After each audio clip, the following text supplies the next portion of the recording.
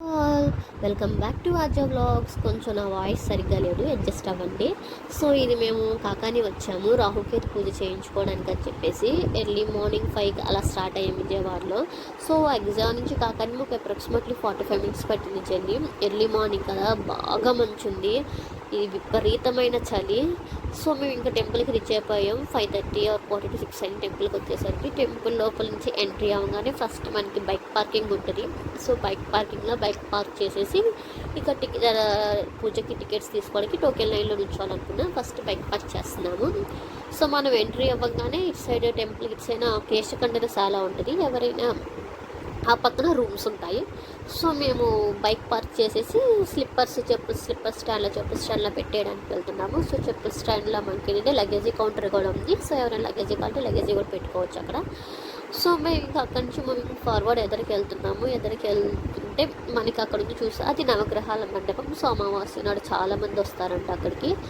So మేము ఇంకా tickets లైన్స్లోకి వెళ్తున్నాము పూజకి టికెట్ తీసుకోవడానికి. మాకు పూజ టికెట్ 500 పడింది. 500 ఏంటంటే హస్బెండ్ వైఫ్ ఇద్దరు కలిసి కూర్చోవచ్చు పూజలో.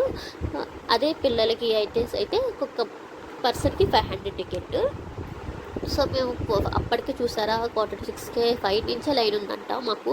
మేము 6కి వెళ్ళేసరికి చాలా లైన్ ఉంది మాకు. సో ఇంకా లైన్లో నుంచున్నాము. మా హస్బెండ్ లైన్లో నుంచున్నారు. నేను ఇంకా టెంపుల్ వ్యూ చూద్దామని చెప్పేసి ఎర్లీ మార్నింగ్ వచ్చాను మీ సైడ్కి. సో టెంపుల్ ఎంట్రన్స్ అది. అట్లా టెంపుల్ ఎంట్రన్స్ గేట్ పక్కన వస్తే బావి ఉంది మనకి. ఆ బావిలో మా చిన్నప్పుడు నేను చాలాసార్లు వచ్చాను. అందులో స్నానం చేశాను బావిలో నీళ్ళు తోడుకోని చిన్నప్పుడు అందరూ. బట్ ఇప్పుడు అది వర్క్లో లేదంట, ఆపేశారంట. అందులో స్నానాలు చేయడం అన్నీ ఆపేసేసి పక్కన ట్యాప్స్ పెట్టారు. ఎవరైనా నైట్ స్టే చేసి మార్నింగ్ దగ్గర పూజకి వెళ్ళే వాళ్ళు అనుకున్నారు కానీ ఎవరైనా సరే ఆ ట్యాప్స్ దగ్గర స్నానాలు చేసి ఇంకా రెడీ అవ్వడమేనంట. దానికి ఆపోజిట్లో పక్కనే మనకి స్టూడియో ఒకటి, దాని పక్కన కల్చరల్ యాక్టివిటీస్కి డ్యాన్స్ ఒకటి ఉంది. సో అటు కొంచెం చిన్న వేలా కనిపిస్తుంది చూడండి, అక్కడ గర్ల్స్ డ్రెస్ చేంజ్ చేసుకోవడానికి ఒక వే ఉందంట. సో ఇది టెంపుల్ వ్యూ, గాలి గోపురం అంటారు కదా, సో అది టెంపుల్ది.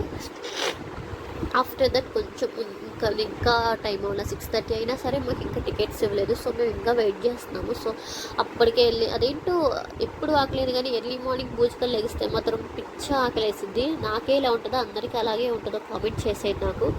సో ఇంకా 6:30 అయినా మాకు దర్శనం టికెట్ పూజ టికెట్ ఇవ్వలేదు. సో మీకు నుంచున్నాము. సో ఆ సైజ్ చూస్తారా, అవన్నీ షాప్స్ పూజా సామాగ్రి అన్నీ అమ్ముతారు. సో ఇంకా పూజా సామాగ్రి మనకి ఏమైనా తీసుకురాకుండా ఉంటే అక్కడ తీసుకోవచ్చు. బట్ మనకి రాహుకేతు పూజకి మనం ఏం తీసుకురానవసరం లేదు. ఎవరైనా తెచ్చుకోవాలనుకుని ఇంటి దగ్గర నుంచి ఆవు పాలు తెచ్చుకోవచ్చు. సో మొత్తం మనం ఆ టోకెన్లోనే మనకు పూజా సామాన్లతో సహా కవరిస్తారు. సో మాకు టికెట్ తీసుకునేసరికి 7 అయింది. సామాన్ తీసుకొని రాహుకేతు మండపంలోకి వచ్చేసాము. ఈ మండపం ఏంటంటే పెద్ద హాల్లో ఉంటుంది. ఒక 200 మెంబర్స్ని ఒకేసారి కూర్చోబెట్టి చేస్తారు. మార్నింగ్ 7కి స్టార్ట్ అయిన పూజ మాకు 10కి అయ్యింది.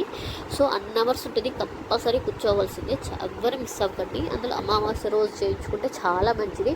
ఈ పూజ వచ్చేసి సాటర్డే, సండే, మండే, ట్యూస్డే చేయించుకుంటే మంచిదంట. ఎస్పెషల్లీ అమావాస్య రోజు చేయించుకుంటే ఇంకా బెటర్ రిజల్ట్స్ ఉంటాయంట. సో మాకైతే నేను చాలా ఎక్స్పీరియన్స్ చేశాను ఈ కోర్స్ చేయించుకున్నాక, చాలా బెటర్ రిజల్ట్స్ వచ్చినాయి. సో మళ్ళీ ఎందుకు వచ్చానంటే కొంచెం అనుకున్న పనులు అవ్వట్లేదు, ప్రశాంతంగా ఉండట్లేదు. సో చేయించుకుందాం అన్నట్టు వచ్చాము. సో అందుకే ఈసారి పూజ చేయించుకోవడానికి వచ్చాము. సో ఇది అందరినీ కూర్చోబెట్టిన తర్వాత అవి రాహుకేతు విగ్రహాలు ఇక్కడ ఉన్నట్టు ఎక్కడ ఉండవంట. సో అది ఇక పంతులు గారు అంతా మన గోత్రనామాలతో మనకి సమస్య ఏంటి, మనకి ఏమైనా దోషాలు ఉంటే వాటిన్నింటి మీద చదివి రాహుకేతుకి అభిషేకాలు చేసి మనకు తెచ్చిన ఒలవలు, మినుములు పూజా సామాగ్రిలో ఇస్తారు. వాటన్నిటితో స్వామివారికి అభిషేకం చేస్తారు. వీళ్ళు ఎవరైనా చేయించుకోబోతే వీళ్ళు చేయించుకో